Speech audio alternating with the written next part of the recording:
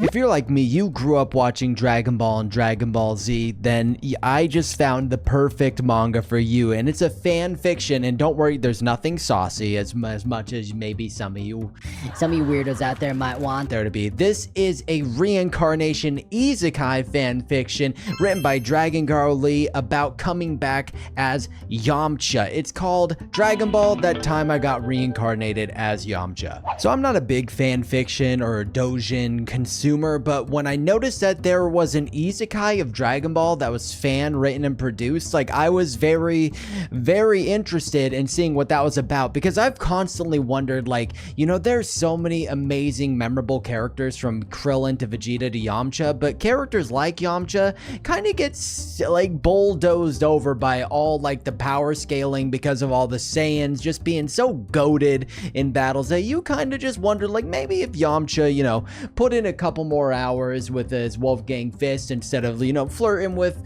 Bulma, maybe he would have become as strong as Vegeta. And that's exactly kind of what this manga explores, and you can just feel the passion for Dragon Ball and Dragon Ball Z from the author. It is just woven into every single panel. The art style is exactly like Dragon Ball and Dragon Ball Z, and it is just such a fun read as a Dragon Ball fan. You get to go through different arcs of Dragon Ball. So it starts basically when you first meet Yamcha to when Vegeta comes to Earth, and then to kind of more on planet Namek and stuff like that.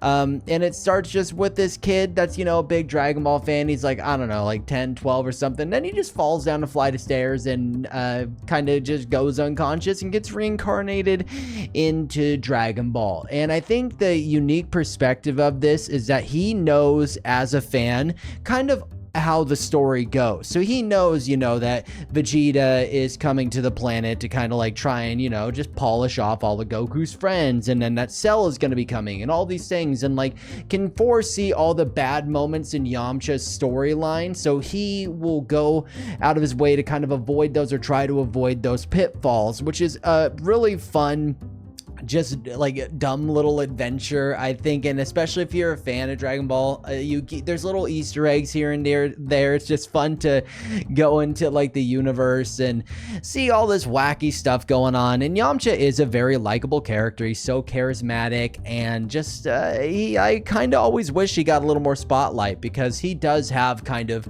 almost like main character energy. Like, you could tell Yamcha was very much interested in being the main focus in any frame or panel that he was in, and that's what I love about him. You know, he's just likable. He's just a fun little guy to follow. And yeah, eventually he kind of figures out that there might be someone else that got reincarnated into this world. Don't mind my vocal flubs. That's just a quirk of mine. And you kind of start to, there's a little mystery there. You start to question, like, who's going to be the one that may be trying to sabotage Yamcha. And the surprise is a fun one. You might not see it coming. I didn't see it coming, and it was a good fun read. So if you didn't know, yep, there is a fan fiction Isekai of Dragon Ball called Dragon Ball That Time I Got Reincarnated as Yamcha. I would highly recommend checking it out. It's just yeah, it's a fun read. You can read it super fast. I think there's only 3 chapters, so I wish there was more. That might be my only downside.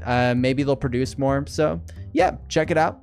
I think it's a fun time, and if you like Dragon Ball, you will most likely love this. So until I have something else to talk about, you little weebs, I'll catch you later, okay?